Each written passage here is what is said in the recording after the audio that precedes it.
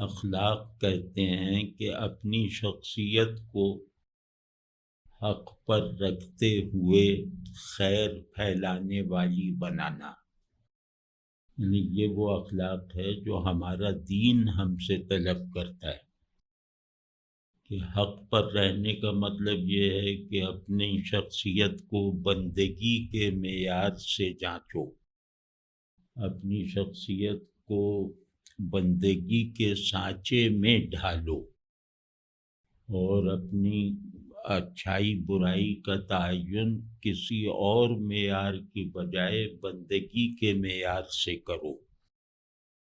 تو جتنا میری شخصیت بندگی کے معیار پر پوری اترتی جائے گی، یعنی عمل کے اعتبار سے بھی اور اپنی داخلی حالت کے لحاظ سے بھی، یعنی بندگی ایک سانچہ ہے جس میں ڈھلنا ہے اپنے عمل اور اپنے حال اور خیال سمیت۔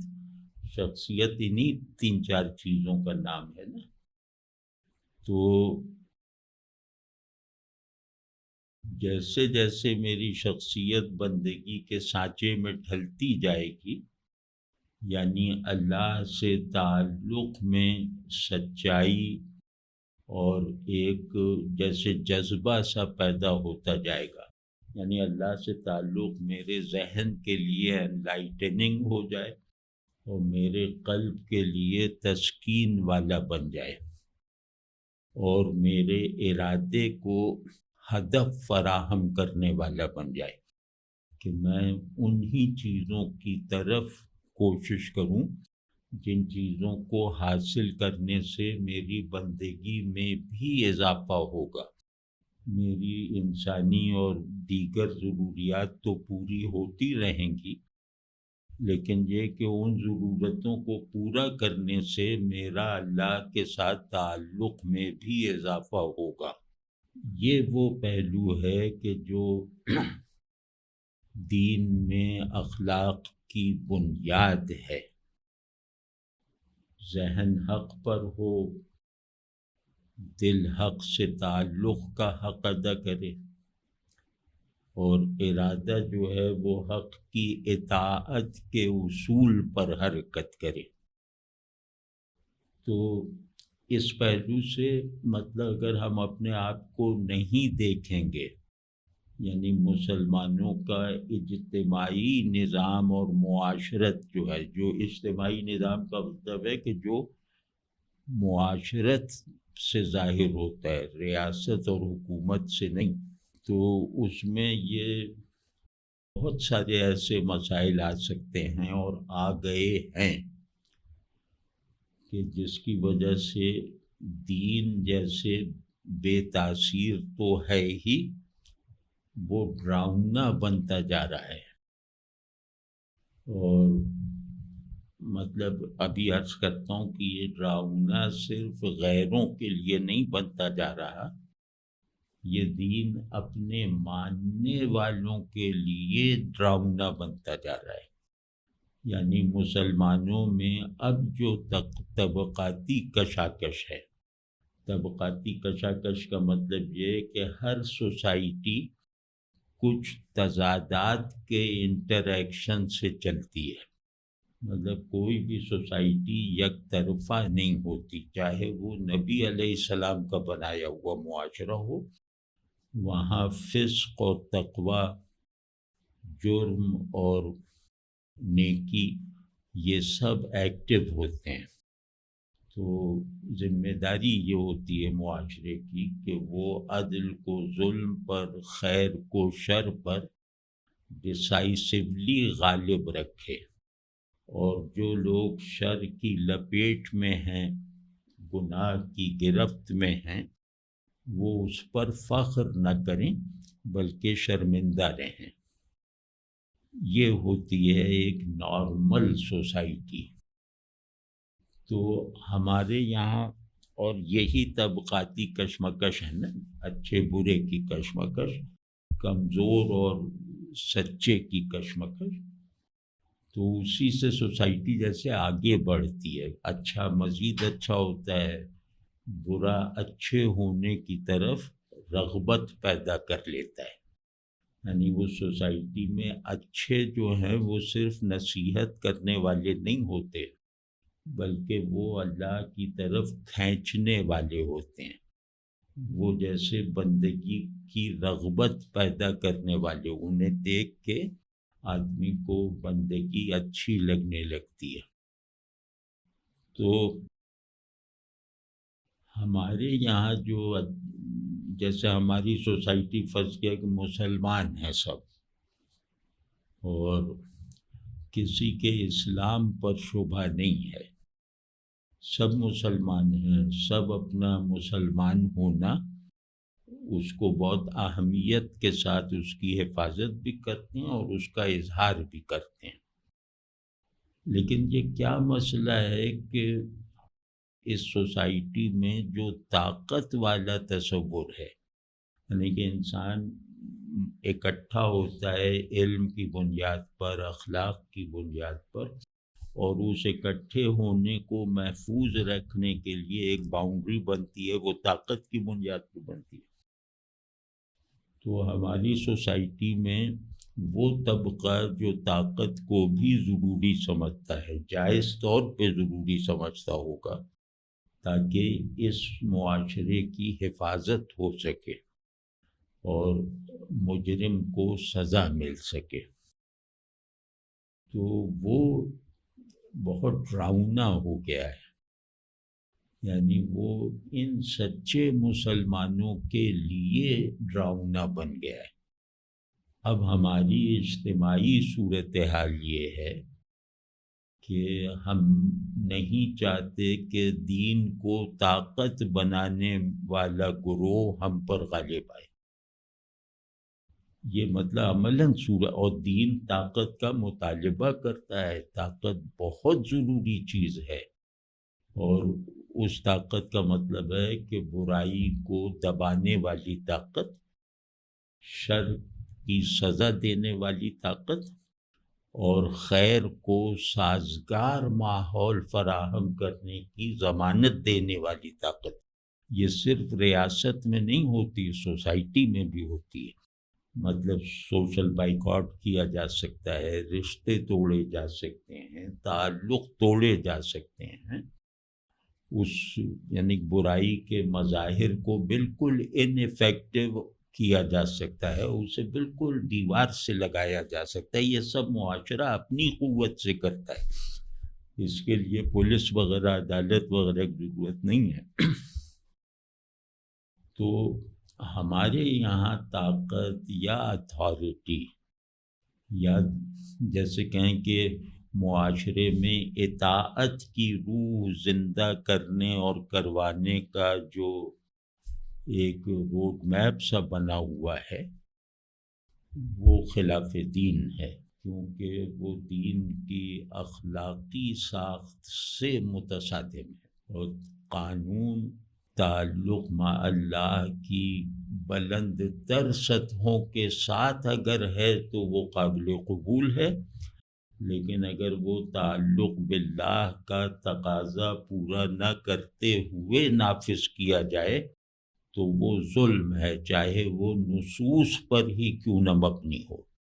یہ اچھی طرح سمجھنا چاہیے کہ ایک جیسے تکیہ کلام سب بن گیا ہے کہ دین کو غالب رہنا چاہیے، بالکل رہنا چاہیے، مطلب ہمارے پاس قوت کے جتنے بھی سینٹرز ہیں ان سب کو اس طرف یکسو رہنا چاہیے کہ اللہ کا امر غالب رہے، تو یہ سب رہنا چاہیے، لیکن اس کی درست ترتیب یہ ہے کہ وہ غلبہ پہلے اخلاقی ہوتا ہے، پہلے انفرادی ہوتا ہے، پہلے باطنی ہوتا ہے۔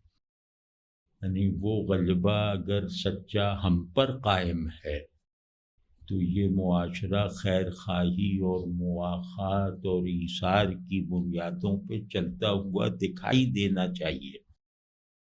اگر ہم نے دین کا جوہر یعنی بندگی کو اس کی درست حیت اور صحیح اسپرٹ کے ساتھ اللہ کے کلام اور اللہ کے رسول صلی اللہ علیہ وسلم سے اخذ کیا ہے، تو ہماری سوسائٹی میں مطلب یہ کہ خیر خواہی، مواخات تو چلو بہت بڑی بات ہے، باہمی خیر خواہی جیسے ابلتی ہوئی نظر آنی چاہیے. یعنی لوگ ہمارا کوئی بھی مجمع دیکھ کر چاہے ہمارے بارے میں کوئی اور معلومات حاصل نہ کر سکیں، لیکن ان پر پہلا تاثر یہ ہو کہ یہ ایک دوسرے کے بہت خیر خواہ ہیں، یہ ایک دوسرے کو اپنے سے آگے رکھنے میں دلچسپی رکھتے ہیں وغیرہ، جو بھی ایک سیٹ اپ ہوتا ہے. تو اگر اسلام کی بنیاد پر اور اللہ کو غالب رکھنے کے مشن کا آغاز یہاں سے نہیں ہوگا نا، تو وہ پھر آپ خود کو غالب کرنے کی جد و جہد کر رہے ہیں. حق کا غلبہ آپ کو مطلوب نہیں ہے، کیونکہ حق غالب رہتا ہے ان وسیلوں سے، ان بندوں سے جو خود کو حق سے مغلوب کر چکے ہوں. تو جو تعلق مع اللہ کے فطری اور دینی آداب اور تقاضوں کو جیسے اپنی شخصیت پر سے پورا کر چکے ہوں، جنہیں دیکھ کر اللہ یاد آتا ہو، جنہیں دیکھ کر اللہ کی طرف کشش ہوتی ہو، تو وہ بنے بغیر، حق سے مغلوب ہوئے بغیر دوسروں پر حق غالب کرنا، یہ صحیح بات ہے بری نیت کے ساتھ. جیسے سیدنا علی رضی اللہ تعالیٰ عنہ نے فرمایا تھا نا خوارج کے لیے جو قرآن سے استدلال کر رہے تھے، تو فرمایا کہ بات صحیح، بات حق ہے، نیت باطل ہے. مطلب یہ کہ کیا یہ دکھائی نہیں دیتا کہ قوت کی، دین کی قوت کی نمائندگی کرنے والے کم و بیش سب گروہ وہ اس کا مصداق نہیں نظر آتے کہ بات ٹھیک ہے مگر نیت خراب ہے. تو اس کا نتیجہ کیا ہوا کہ میں تو ڈرتا ہوں کہ طالبان نہ آ جائیں، میں ڈرتا ہوں کہ ان مہم جویوں کی حکومت نہ آئے، کیونکہ وہ ظلم کی حکومت ہوگی. میں اس بات سے ڈرتا ہوں کہ شریعت کو کہیں زبردستی اور ایک ظالمانہ روپ دینے والے نہ آ جائیں. مجھے اس بات سے خوف آتا ہے کہ دین کی ساری نمائندگی قوانین کے ذریعے سے کرنے والے لوگ نہ آ جائیں، کیونکہ قوانین جو ہیں وہ جابرانہ ہوتے ہیں. اگر آدمی میڈیم بنے نا کسی قانون کے نفاذ کا، تو اگر اس نے خود کو بندگی کے سانچے میں نہ ڈھالا ہوا ہو تو وہ اس کا نفاذ سنگ دلی سے کرتا ہے. تو یہ ممکن نہیں ہے. اسلام میں جن مجاہدوں نے آئیڈیل غازی بن کے دکھایا ہے، ان میں ایک چیز مشترک تھی، وہ ہے دل کی نرمی اور سحر خیزی.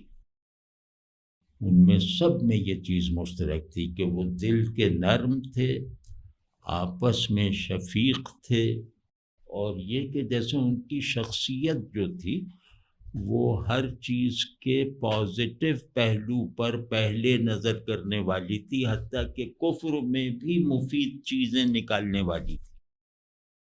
وہ اپنے مخالفوں کو بھی انسانی درجے پر اپنا مساوی جاننے والی تھی. وہ انسان کی تکریم کے جذبے سے انسان سے لڑتے تھے کہ یہ شخص لائق تکریم ہونے سے کیوں انکار کر رہا ہے، اللہ نے اس کو تکریم کا حامل بنایا ہے، یہ اس کا کیوں انکار کر رہا ہے. تو اگر میں آپ کو بڑا بنانے کے لیے آپ پر سختی کروں، یا باپ اولاد پر سختی جو کرتا ہے، تو وہ کیوں جبر یا ناگوار نہیں محسوس ہوتی، یا اس پر ہونے والی ناگواری پر خود شرمندگی کیوں ہوتی ہے؟ وہ اسی وجہ سے کہ وہ مجھے بڑا بنانے کے لیے مجھ پر سختی کر رہے ہیں کہ تم بڑے کیوں نہیں بن رہے۔ تو اس طرح کی سختی اگر کسی میں بھی آدمیت کا جذبہ ہے تو یہ سختی اس کو جیسے قابل فخر لگتی ہے۔ اور تربیت، ظاہر ہے کہ تربیت سخت نظروں کا بھی تقاضا کرتی ہے، صرف مسکرا کر نہیں ہوتی۔ تو آپ مسکراہٹ کے بغیر جو ہے وہ سخت نظریں اگر ڈال رہے ہیں تو اس کا مطلب ہے کہ آپ خود بھی آدمی بننے میں ناکام ہیں۔ پہلی بات یہ ہے کہ تم حق سے عاشقانہ انداز میں مغلوب ہو یا نہیں۔ آدمی اپنی مغلوبی کی حفاظت بھی کرتا ہے نا، آدمی صرف غالب رہنا نہیں چاہتا۔ اگر آدمی کو اندر سے جھانکے نا، بلا لحاظ کفر و ایمان، اگر آدمی اپنی آدمیت میں کسی قدر پیورٹی رکھتا ہے تو کبھی بھی آپ اپنے اندر جھانک کے تجزیہ کر لیجئے، تو آدمی کسی پر غالب آنے میں اتنی دلچسپی نہیں رکھتا جتنا کسی کا مغلوب ہو جانے کی خواہش رکھتا ہے۔ یہ کبھی بھی کسی بھی نفسیاتی پرسپیکٹو سے بھی آپ دیکھ لیں، کیونکہ غالب آنے میں ذمہ داری ہے اور بہت سے اچھے احساسات کا خاتمہ ہو جاتا ہے کہ اگر میں غالب آنے کی کوشش کروں تو اس کے نتیجے میں بہت سی چیزیں جو سکون والی ہوتی ہیں، خوشی والی ہوتی ہیں، وہ مجھ سے چھن جاتی ہیں۔ تو غلبہ اپنا پریشان زیادہ کرتا ہے، مطمئن بالکل نہیں کرتا دل سے۔ لیکن کسی کا مغلوب ہو جانا ایسا ہی ہے کہ کسی کے سپرد ہو جانا اور اس کو اپنے لیے آخری کامیابی سمجھنا۔ یعنی آدمی کسی بھی پہلو سے دیکھیں، نوکری کرتا ہے، تجارت کرتا ہے، یہ چاہتا ہے کہ جس منزل پہ یہ جائے اس منزل کے سپرد ہو جائے، وہ اس منزل میں ایک ایسی آٹومیشن ہو کہ یہ بس بیٹھے بیٹھے چلتا رہے۔ میں کارپوریٹ سیکٹر میں جاتا ہوں، وہاں میں ترقی کرنے کی کوشش کیے جا رہا ہوں، لیکن اگر کوئی مجھ سے پوچھے کہ تم منزل پر بیٹھ کر لاکھوں آدمیوں کی نگرانی کرو گے، یہ چاہتے ہو، یا تم یہ چاہتے ہو کہ نہ میں کسی کا نگران نہ کوئی مجھ پر نگران، اور یہ سارے مفادات جو ہیں وہ اضافے کے ساتھ مجھے خود بخود حاصل ہوتے رہیں؟ تو وہ کوئی پاگل ہی ہوگا جو کہ میں لاکھوں کا سپروائزر بنوں، محنت کرتا ہی رہوں۔ کیونکہ منزل آرام کی جگہ ہے، منزل دوسرے کے سپرد ہو جانے والی کیفیت پیدا کرتی ہے۔ منزل جیسے اپنے آپ کو گویا مکمل کر کے اور پھر چھوڑ دینے والی طاقت کا نام ہے۔ تو یہ کیسے ہو سکتا ہے کہ میں اللہ کو مانتا ہوں، اور اللہ کو ماننا یا اللہ سے نسبت کا کوئی بھی احساس، اس کی کوئی دوسری مثال نہیں ہے، نہ تخیل میں نہ تصور میں۔ تعلق کے دو فریق ہوتے ہیں نا، تو سب کی مثالیں ہیں۔ رسول اللہ صلی اللہ علیہ وسلم سے تعلق انسانوں کے درمیان تعلق کا منتہا ہے، تو اس میں وہی چیزیں پیدا ہوتی ہیں جو دوستوں میں ہو سکتی ہیں، باپ بیٹے میں ہو سکتی ہیں۔ انسان سے محبت، یعنی اس کا انسان ہونا محفوظ رہتا ہے، لیکن اللہ کو تو قیاس نہیں کر سکتے نا۔ تو اللہ اپنی شان کے ساتھ ہے، ہم اپنی آدمیت کے ساتھ ہیں، اللہ سے تعلق یہ نہیں ہے کہ ہم اپنے مسلمان ہونے کی حیثیت سے، ہم آدمی ہیں اس لیے اللہ پر فدا ہیں۔ ہم اپنی آدمیت سے مطمئن نہیں ہو سکتے اگر اپنے سے ہر پہلو سے بڑے کے آگے حالت تسلیم میں اور پوری طرح جیسے نہال ہو کر خود کو نثار نہ کر سکیں۔ اس سے بڑی کوئی اچیومنٹ نہیں ہے کسی بھی پہلو سے، دنیا داروں سے پوچھ لو، کسی بھی اس طرح پوچھ لو۔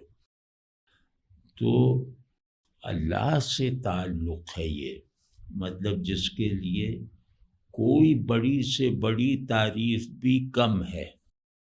یعنی آپ رسول اللہ صلی اللہ علیہ وسلم کی تعریف کی بھی ایک حد ہے، اس میں مبالغہ ہو سکتا ہے۔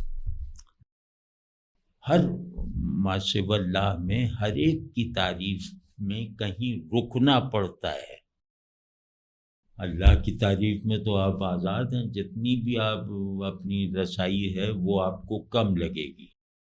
تو جس کی شان میں مبالغہ ہو ہی نہیں سکتا، یعنی جیسا وہ ہے اس سے اسے بڑھا کے تعریف کی ہی نہیں جا سکتی، واضح ہے نا؟ تو اور ہر ایک کی جا سکتی ہے کہ جیسے وہ ہیں وہ ایک حد میں ہے، اس سے بڑھ کے تعریف آپ کریں گے تو وہ مبالغہ ہے۔ تو اللہ سے تو مبالغے کا تصور نہیں ہے، اللہ سے دکھاوے کا تصور نہیں ہے۔ رسول اللہ صلی اللہ علیہ وسلم کے سامنے ریاکاری کی جا سکتی تھی، رسول اللہ صلی اللہ علیہ وسلم کے سامنے جھوٹے دعوے کیے جاتے رہے، تو اور اس میں یہ ہرگز کوئی مطالبہ نہیں کہ دیکھو ہم نے یہ جھوٹا دعویٰ منوا لیا۔ تو جھوٹا دعویٰ رسول اللہ صلی اللہ علیہ وسلم سے کسی نے منوا بھی لیا تو اس سے آپ صلی اللہ علیہ وسلم کے مرتبے میں ادنا سی بھی کمی نہیں آئی، ٹھیک ہے نا؟ تو لیکن اللہ کے آگے جھوٹا دعویٰ کون کر سکتا ہے؟ اللہ کے آگے دکھاوا اور مکاری کون کر سکتا ہے؟ ٹھیک ہے نا؟ تو اسی طرح یہ کہ اللہ سے جھوٹ نہیں بولا جا سکتا، ہر ایک سے جھوٹ بولا جا سکتا ہے۔ تو اللہ سے جھوٹ بولنے کا لاشعوری طور پر بھی کوئی محرک نہیں ہے۔ تو غرض یہ کہ جو آپ میں آپ سے زیادہ ہے، جو وہ اس سے کیسا تعلق ہونا چاہیے، اور آپ کا ابدی مستقبل جس کے ہاتھ میں ہے، یعنی یہ تو عارضی زندگی ہے نا، تو آپ کی ابدی، آپ کا جو بھی کبھی نہ ختم ہونے والا مستقبل بھی ہے نا، وہ اس کے ہاتھ میں ہے، اور اس کے دو ہاتھ ہیں، غضب کے اور رحمت کے۔ مثال کے طور پہ تو آپ اس کے دست رحمت کو کس طرح اپنے قبضے میں رکھنے کی، اپنی پیٹھ پہ جمع رکھنے کی کتنی کوششیں کریں گے اپنے ابدی مستقبل کے لیے، کی بہتری کے لیے۔ تو یہ سب چیزیں انتہا درجے کی عاشقانہ کیفیات نہیں پیدا کرتی کہ مجھے یقین ہے کہ مجھ پہ ظلم نہیں ہوگا، مجھے یقین ہے کہ وہ نیکی کے ارادے کو بھی نیکی کی حیثیت سے قبول کرتا ہے، مجھے یقین ہے کہ وہ برائی کے منصوبے کو عمل میں آنے سے پہلے جو ہے وہ قابل مواخذہ نہیں بنائے گا، مجھے یقین ہے کہ وہ کمزوریوں کا قدردان ہے، مجھے یقین ہے کہ توبہ کی شکل میں وہ ہر گنہگار کو پورا اختیار دیتا ہے جنت میں جانے والے راستے پر چلنے کا۔ یہ سب یقینی باتیں ہیں نا، اب ان میں سے تو کوئی ایسی چیز نہیں میں نے فرض کی ہے۔ اب جہاں یہ والے یقین بھی ہوں جو کسی پہ نہیں ہے، بالکل جو عدم اور وجود سب کو اپنی لپیٹ میں لیے ہوئے اختیار کا مالک ہے، اس کی ذات سے مجھے یقین ہے نا۔ تو اس کا پہلا جو امپیکٹ ہوگا، اگر یقین میں سچا ہوں تو اس کا پہلا امپیکٹ کیا ہوگا؟ ہر آدمی سوچ سکتا ہے کہ ابدی جنت میں رہنا یہاں گھر بنانے کا سامان کرنے سے بھی آسان ہے.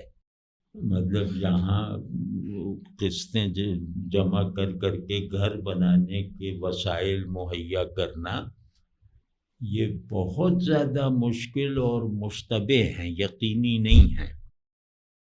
وہاں جو ہے وہ ایک دن کا لے کے چلو تو وہ پہاڑ بن جاتا ہے. تو دنیا کو اس نے مجھ سے کمتر سمجھنے ہونے کی وجہ سے میرے لیے مشکل رکھا ہے. جیسے دیکھتے نہیں، کنگھی کرنا آسان ہے، پاؤں کے ناخن تراشنا زیادہ مشکل ہے. تو اپنے سے بلند چیزوں کو اس نے جیسے میری مرضی میں پر رکھا ہوا ہے. دنیا کو اتنی گھٹیا چیز ہے، اب ظاہر ہے ایک آدمی ہے اس سے کہیں کہ بھئی یہ سب جھاڑو تمہاری ہے، اس کا ہر تنکا تمہارا ہے، تو وہ اسے توہین سمجھے گا نا. یہ کیا سوال ہوا؟ تو بعض چیزوں پر غالب آنا اور ان کا مالک بننا توہین کا سبب ہے. تو دنیا اسی طرح کے تنکوں کا مجموعہ ہے کہ اس کی بنیاد پر بڑا بننا یا اس کی بنیاد پر کوئی آپ کو بڑا مانے تو آپ اس کی توہین کر رہے ہیں. اور اگر وہ یہ توہین محسوس نہیں کر رہا تو وہ منافق ہے، وہ اللہ سے تعلق کے لیے مستقلاً ڈسکوالیفائڈ ہے. اس کو ایک مرتبہ تیقن سے دیکھیں ان دونوں باتوں کو. اور ظاہر مسلمان ہونے کا مطلب یہ ہے کہ کم از کم اس بات کو تیقن سے دیکھیں کہ جنت تمہاری مرضی پہ ہے. تو کیا جذبہ پیدا ہوگا؟ یعنی احسان اور وہم و گمان سے بڑا احسان ایک پہلو یہ ہے. تو اگر آپ پر ایسا احسان ہو جائے کہ جس کا شکر بھی بدلہ دینا تو دور کی بات ہے، آپ کے لیے تسلی بخش شکر بھی نہیں آپ کی زبان سے ادا ہو سکتا اور نہ دل سے محسوس ہو سکتا. یہ اتنا بڑا احسان ہے نا. تو اس احسان کا کیا امپیکٹ ہے؟ اس احسان پر مکمل یقین رکھتے ہوئے، یعنی واقعاتی یقین رکھتے ہوئے، اس کا مجھ پر کوئی ایسا اثر ہے جو مجھے کم از کم اتنا اطمینان دلا دے کہ میرا یقین واقعی ہے، یہ دکھاوا نہیں ہے. یہ اگر ٹیسٹ کیا جائے نا تو خاصی شرمندگی ہوگی. یعنی آدمی ہمیں اپنی اپنی طرف سے، لیکن یہ کوئی آئیڈیالزم نہیں ہے، یہ کوئی رومانٹسزم نہیں ہے، یہ بالکل جیسے پریگمیٹک اور بالکل جیسے تجربے جیسی باتیں ہیں نا. کیونکہ یقین کس چیز کا ہے؟ کہ اللہ نے جو کہا ہے اس پر مجھے یقین ہے، یہی ہے نا. اللہ نے جو بھی کہا ہے وہ لفظ بلفظ محفوظ ہے، یعنی مجھ سے جو کہا ہے وہ لفظ بلفظ محفوظ ہے. اب اس میں جگہ جگہ دیکھتا ہوں، ہر دوسرے تیسرے صفحے پہ یہ ضمانت اور یہ بشارت دیکھتا ہوں کہ جنت گویا تمہاری منتظر ہے، بس ایک فیصلہ کرو. نیکی اور توبہ کو اپنا ذات راہ بناؤ اور ہم سے تعلق میں سچائی کو، اور پھر اس کے ساتھ اپنی کمزوریوں کو بھی اپنا وسیلہ بناؤ. جنت تمہاری ہے، اور وہ جنت جس طبقے میں جانا چاہو چلے جاؤ. مطلب وہاں یہ بھی نہیں، کوئی پروٹوکول نہیں، کوئی جانبداری نہیں، کوئی گروہ بندی نہیں ہے. جہاں تک جانا چاہو چلے جاؤ، ہر ایک کے لیے کھلی ہوئی ہے، ہر کافر و مومن کے اختیار میں دی ہے. تو فرض کیا چلو یہ تو امپیکٹ بڑا ہے کہ بھئی ہم عاشق ہو جائیں. عاشق ہونے کا مطلب یہ ہے کہ ہم جنت کو خود غرضی سے نہ دیکھیں، ہم جنت کی جو اصل راحت ہے یعنی اللہ پر نثار ہوتے رہنے کے لامحدود اور لامتناہی مواقع. جنت میں اس سے بڑی نعمت کیا ہے؟ تو وہ مل گئے ہمیں. اور تو ظاہر ہے پھر آدمی کو اپنا نام یاد کرنا بھی ذرا ناگوار ہونے لگتا ہے، یا اپنا کسی اور طرح کا تعارف اسے ناگوار لگنے لگتا ہے. ٹھیک ہے نا؟ تو اس کو کہتے ہیں بندگی کو اپنا واحد سبسٹنس اور واحد آئیڈینٹی بنانا. کیا یہ فرض نہیں ہے؟ اور اگر یہ فرض ہے تو یہ اختیار میں اللہ نے ہمارے نہیں دی ہے. اللہ نے کوئی ایسی چیز بھی فرض کی ہے جو ہمارے اختیار میں نہ ہو. اللہ کوئی ایسی چیز ہم سے پوچھے گا جو ہمارے اختیار میں نہیں دی گئی تھی. واضح ہے نا؟ تو ہر طرح سے گویا ایک یقین پہ رہنا نیچرل ہے، نارمل ہے، ضروری ہے اور قانونی بھی ہے.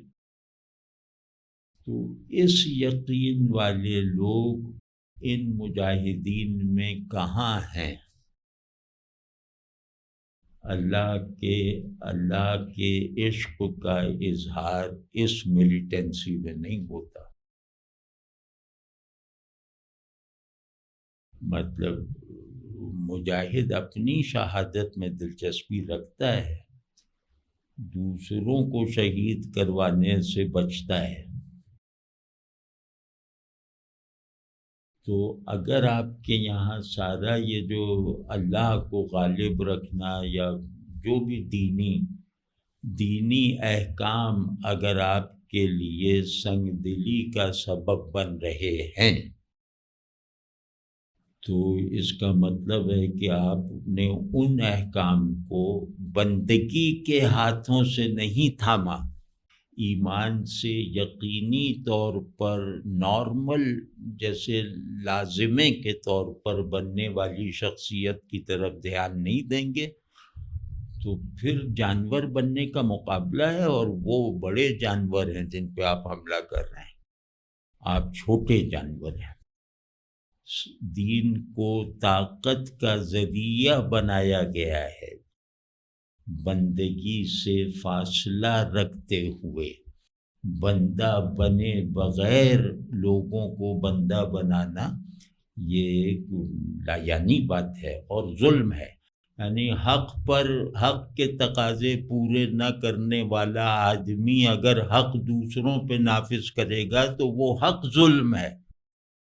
ہمارے ذوق بندگی میں زوال کا ایک بہت بڑا سبب، کئی اسباب ہیں لیکن یہ والی کیفیات تعلق اللہ کے ساتھ ہمارے لیے جیسے نایاب ہو گئی ہیں نا، تو اس کا اور یہ فطری ہیں، یہ کوئی آئیڈیالوجیکلی وہ نہیں ہے کہ وہ تو فطری یعنی آگ میں ہاتھ ڈالا جلا ہی نہیں، تو یہ حیرت کی بات ہے نا. اس کا مطلب ہے کہ آپ نے آگ میں ہاتھ نہیں ڈالا، پانی میں ہاتھ ڈالا بھیگا ہی نہیں، تو کون سنے گا آپ سے کہ میں نے پانی میں ہاتھ ڈالا ہے.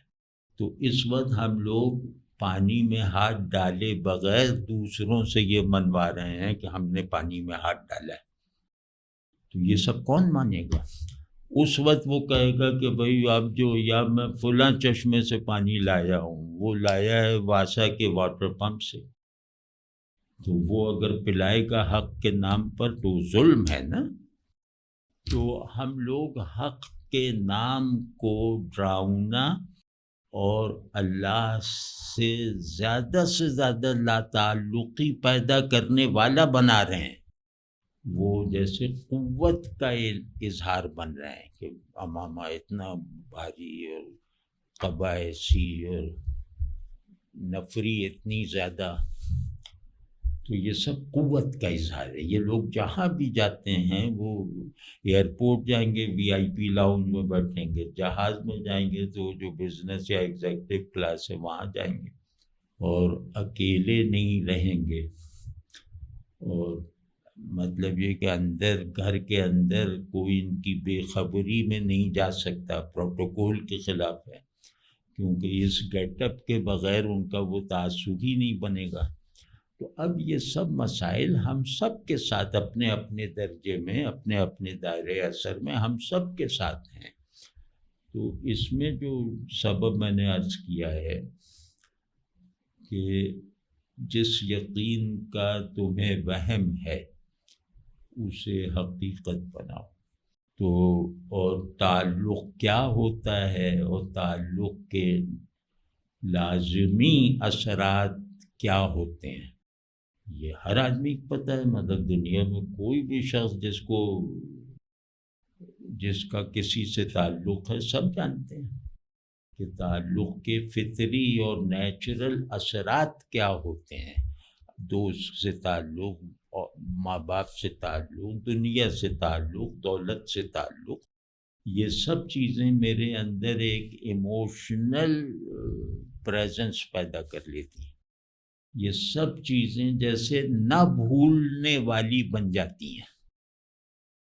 تو یہ تو سب کو معلوم، تو اللہ کا تعلق کہاں ہے اس طرح کا؟ یہ اپنے آپ سے پوچھنا چاہیے نا کہ اللہ کا تعلق اس طرح کا ہے کہ تم اسے کہہ سکو کہ بھائی وہ جس طرح میں کم از کم جس طرح میں دوست کو نہیں بھول پاتا، اپنے بچوں کو نہیں بھول پاتا، اپنے پیسے کو نہیں بھول پاتا، اسی طرح اللہ بھی دوام یاد کے ساتھ ہے میرے اندر، اور اسی طرح کی کیفیاتی فلو کے ساتھ ہے کہ جب بھی یاد آتا ہے تو بڑا اچھا لگتا ہے، کچھ ایک کیفیت سی پیدا ہوتی ہے۔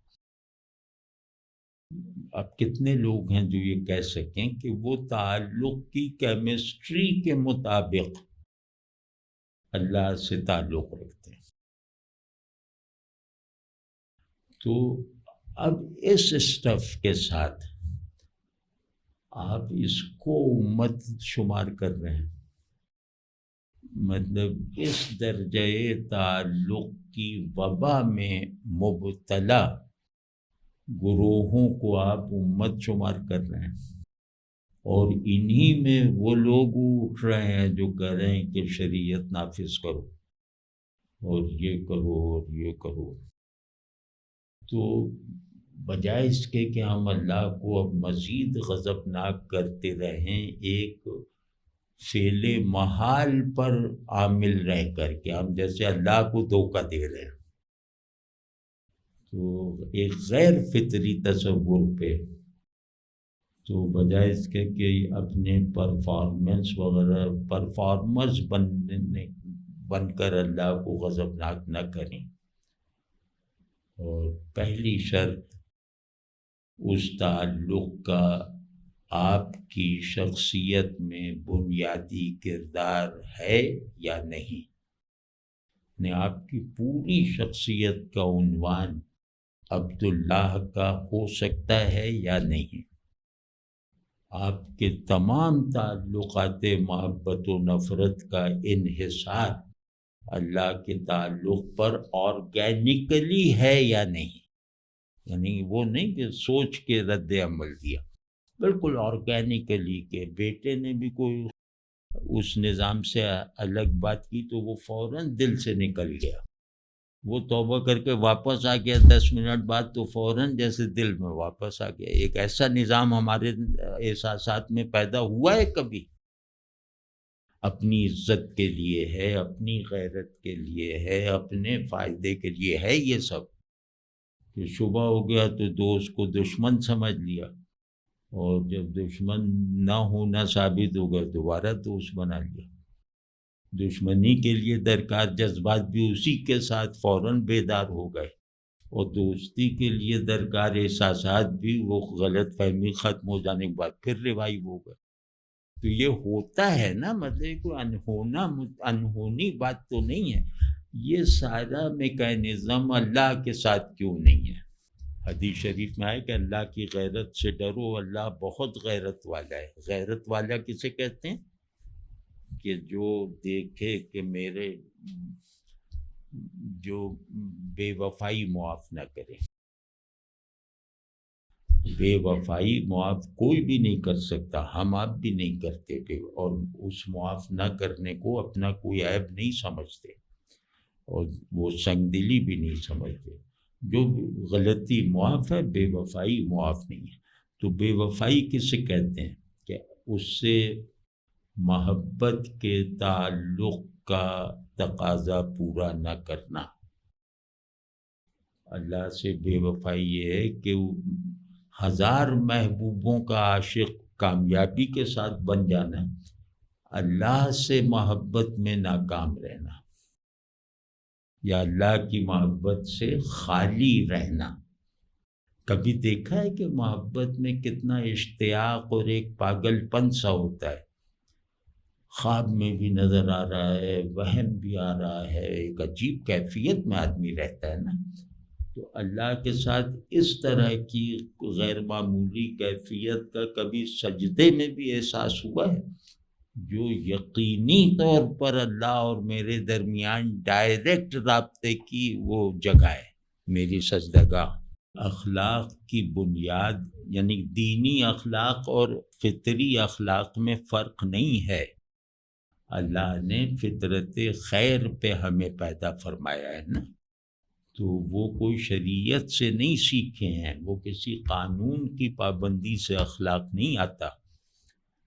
تو اخلاق ہماری خلقت میں، اس لفظ سے ہی خلق اور خلق ایک مادہ ہے، یعنی کہ ہمارے بلڈنگ بلاکس ہیں۔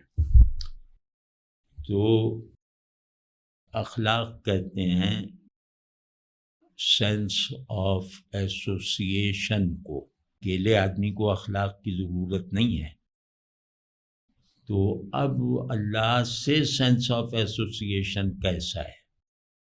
یہاں سے اب مذہبی اخلاق شروع ہوتا ہے کہ سینس آف ایسوسیشن سب کے لیے ہے، لیکن مسلمان یا اللہ کو ماننے والے کے لیے پھر سب سے بڑا دوسرا اللہ ہے نا۔ تو اس سب سے بڑے دوسرے کے ساتھ ایسوشیٹ کرنے کا کوئی جذبہ، کوئی ول، کوئی حالت، کوئی آئیڈیل کیوں نہیں ہے؟ اس کا خیال تمہیں مطلب تمہارے اندر وائبریشن کیوں نہیں پیدا کرتا؟ اس کو بالکل کوئی ایسی چیز نہ سمجھا جائے کہ جیسے یہ ناممکن باتیں کی جا رہی ہیں۔ ان باتوں کا ہم میں سے ہر ایک کو تجربہ ہے اپنے اپنے تعلق کی نوعیت کے حساب سے۔ ان سب کیفیتوں کا ہم میں سے ہر ایک کو بار بار کا تجربہ ہے۔ نہیں ہے تو اللہ سے تعلق کا نہیں۔ اللہ جتنا ظاہر ہے اس سے زیادہ کوئی ظاہر نہیں ہے۔ تو اور ہمیں اس ظاہر سے محبت ہوتی ہے آخری درجے میں، جس سے زیادہ مخفی بھی کوئی نہیں ہے۔ تو محبت کا تقاضا یہ ہے کہ محبوب جب تک مخفی رہے گا، ظاہر ہے اور ظاہر ہونے کی حالت میں مخفی بھی ہے، یہ محبت کا محرک ہوتا ہے کہ محبوب کا دکھائی دیتے ہوئے نہ دکھائی دینا۔ یہ بس اسٹاپ کے عشق میں بھی یہ کام کرتا ہے۔ تو اللہ سے کیسے یہ غیر فطری یا آئیڈیلسٹک ہو گئے؟ کون ہے جو نہیں چاہتا کہ جس سے محبت کرتا ہے ہر نظر میں اس کا کوئی ایک نیا روپ نظر آئے؟ اخلاق ذوق تعلق اور شعور تعلق ہے، فرق مراتب کے ساتھ، کہ میں اس طرح سب میں سے وہ اپنے دوست کے آگے نہیں ہو سکتا جس طرح میں اپنے والد کے آگے ہوں گا۔ تو یہ فرق مراتب ہے نا۔ تو فرق مراتب کا تقاضا یہ ہے کہ جس کا مرتبہ زیادہ بلند ہو اس سے میرے تعلق کی کیفیات اتنی ہی بلند اور شدید اور مستقل ہوں اور مرکزی ہوں۔ تو اب اس معیار کو نظر انداز نہ کریں، اور اس یقین سے جیسے مجھے بھی، آپ کو بھی، سب کو اب گویا ایک نیا قدم اٹھانا ہے۔ ہر نیکی کو پہلے قدم سے شروع حاصل کیا جاتا ہے۔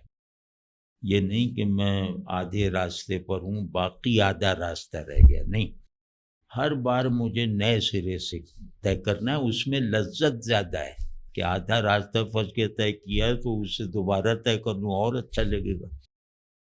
تو وہ یہ ہے کہ یا اللہ اپنے تعلق کے لیے ثبوت کی حیثیت، لازمی ثبوت کی حیثیت رکھنے والے احوال، احساسات، خیالات اور اعمال نصیب فرمائیے۔ اور یہ دعا اس یقین کے ساتھ کیجئے کہ اللہ کو منانا دنیا میں سب سے آسان کام ہے۔ اللہ کو خوش کرنے کے لیے ظاہر ہے بہت بڑی باتیں چاہیے نا، پورا وجود دینا ہے، تو وہ ہمارے بس میں نہیں ہے۔ بس ہم اللہ سے جتنی بڑی سے بڑی امید باندھیں اس کے تعلق میں سچائی اور اضافے کے لیے، وہ امید پوری ضرور ہوتی ہے، بشرطے کہ ہمارا دل اس میں شامل ہو۔ تو اللہ اگر مطلوب ہے تو اگلے سانس میں حاصل ہے، اس یقین کے ساتھ بس شروع کر دو۔ اللہ دل جانتا ہے نا، کہ اگر ہاں بھائی بیچارہ واقعی چاہ رہا ہے تو اس کے ذہن میں جتنا ہے اس سے زیادہ دے دو۔ نہیں، اللہ کی خوشنودی ایسی چیز ہے کہ جتنی مانگی جاتی ہے اس سے کہیں زیادہ پائی جاتی ہے۔ تو اس سب یقین میں رہو اور بچوں کی طرح کام کرو۔ مطلب اللہ سے کوئی ہمارے مذاکرات تھوڑی چل رہے ہیں، وہ تم بچوں کی طرف اس سے بات کرو، اور بس یہ خیال رہے کہ وہ دل جانتا ہے، وہ نیتیں جانتا ہے، اس کے ساتھ کوئی چکر نہیں چلا سکتا۔ یعنی کہ ڈس انٹرسٹڈنیس کے ساتھ یہ مانگنا کہ میں آپ کا دوست بننا چاہتا ہوں، یہ گویا اپنے اوپر دوستی کا راستہ ہمیشہ بند کروانے والا عمل ہے، ہمیشہ کے لیے پھر بند ہو جائے گا۔ تو اس سے ذرا ڈرتے ہوئے بھی اور کچھ دن لگا دیں کہ دل یہ چاہنے لگے۔ ہمیں جتنی بھی دیر لگتی ہے نا، وہ اس میں لگتی ہے کہ دل اللہ کو دکھانے کے قابل ہو جائے۔ طلب ہماری اللہ سچی مان لے، بس اس میں کسی کو مطلب مہینہ لگ جاتا ہے، کسی کو 2 مہینہ، اس سے زیادہ نہیں لگتا۔ بھائی دیکھتے نہیں، نوجوانی یا لڑکپن ہو نا، جیسے عمر کم ہو، عمر کم ہونے سے مراد یہ کہ پیشن ذہن پر سے زیادہ طاقتور ہو، ایسی عمر میں تو دیکھتے نہیں کہ والد صاحب کو دشمنوں نے گھیر لیا، میں آگے کھڑا ہو گیا اور میرے برس لگا پورا، اس کے لیے جان دے دی، اس کے لیے سب لٹا دیا۔ یہ سب نہیں سوچتا رہتا لاچوری طور پہ آدمی۔ میں تو پوری فلم بنا لیتا تھا اس کی لڑکپن میں، کہ جس سے بھی محبت ہے اس میں تسکین ہوتی ہی نہیں تھی اس پر مرے بغیر۔ اس پہ فائر ہوا، میں آگے آ گیا، کتنی مرتبہ، میرا خیال ہے کہ 1000 مرتبہ تو مرا ہوں اس طرح، اور دل لگتا ہے اس میں، مطلب ایک خوشی ہوتی ہے۔ بڑے ہو جائیں تو اولاد کے لیے سوچیں، لگتا ہے نا کہ اولاد کے لیے میں نے جان دے دی، مال دے دیا، جو چیزیں بہت زیادہ سمجھتا ہے۔ تو اور اس میں مال شامل کریں، تو اس کے لیے سارا بینک اکاؤنٹ خالی کر دیا، گھر اس کو دے دیا، گاڑی دے دی۔ تو مال شامل کریں گے نا تو اس میں تھوڑا سا دھچکا لگتا ہے، تکلف سا ہوتا ہے کہ یار یہ کہیں زیادہ تو نہیں۔ جان دینے میں ہر آدمی تلا ہوا ہے، کیونکہ اسے معلوم ہے کہ جان دینے کا موقع آنا ہے نہیں، لیکن مال دینے کا موقع آ سکتا ہے نا۔ تو یہ اس آئیڈیلزم میں یہ شامل نہیں ہوتا. تو اسی وجہ سے کہتے ہیں عرب سوسائٹی میں کہ مال کا ایثار جان کے ایثار سے بڑا ہے، کیونکہ وہ قبائلی لوگ تھے، جان دینا ان کے لیے مسئلہ نہیں تھا، مال دینا مسئلہ تھا. تو اس وجہ سے سیدنا ابو بکر صدیق اکبر رضی اللہ تعالیٰ عنہ کی فضیلت اس بنیاد پر بھی ہے کہ انہوں نے یہ کئی مرتبہ امیر سے غریب ہوئے ہیں دین کے لیے. یہ بہت بڑی بات ہے. آپ یہاں افغانوں میں جا کے دیکھ لیجیے، جان وہ دیتے ہیں کسی بھی بات پہ مطلب، لیکن کوئی بھی کشش ان سے مال نہیں دلوا سکتی آپ کو. جان کے بدلے مال دیں ہے تو ٹھیک ہے، مال کے لیے جان دینا وہاں نارم ہے.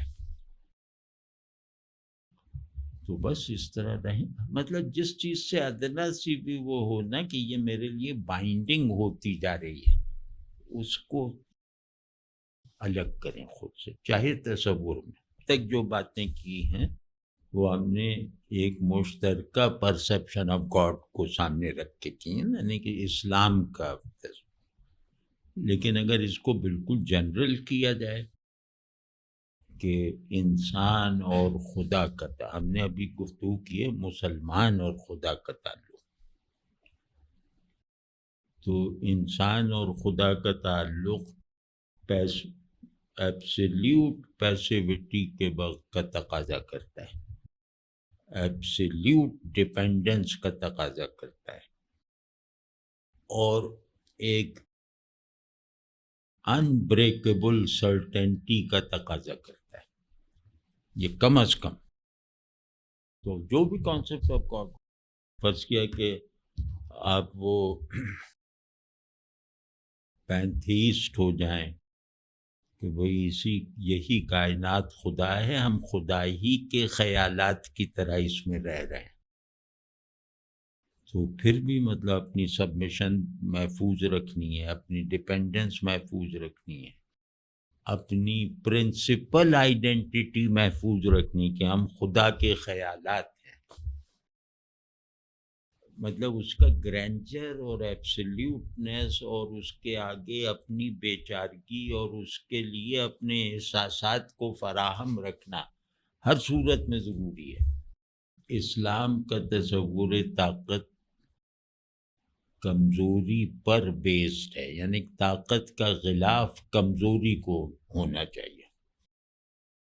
تلوار بہترین ہو، نیام سے غربت ظاہر ہو، تو یہ ٹائپ ہوتا ہے. اور یہ ٹائپ ہر روایت میں نظر آئے گا، یعنی جو بھی بڑے لوگ ہوئے ہیں ہر روایت میں، رسول اللہ صلی اللہ علیہ وسلم سے پہلے تو سب نے فقیری اور بادشاہی کا جو استعارہ بہت استعمال ہوتا ہے نا، تو درست ہے کہ اللہ کی بادشاہت فقیروں سے ظاہر ہوتی ہے.